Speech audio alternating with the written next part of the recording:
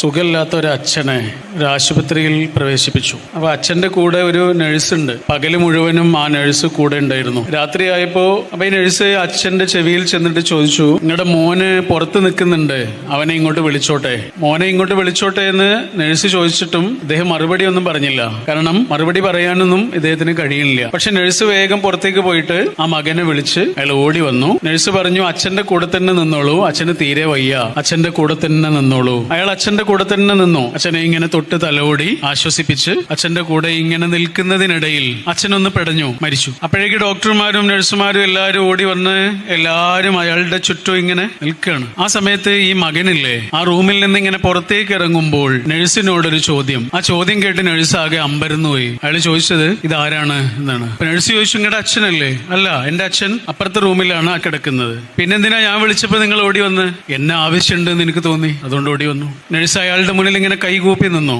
ഒരാവശ്യം വന്നപ്പോ നിങ്ങളെ വിളിച്ചപ്പോ ഓടി വന്നല്ലോ.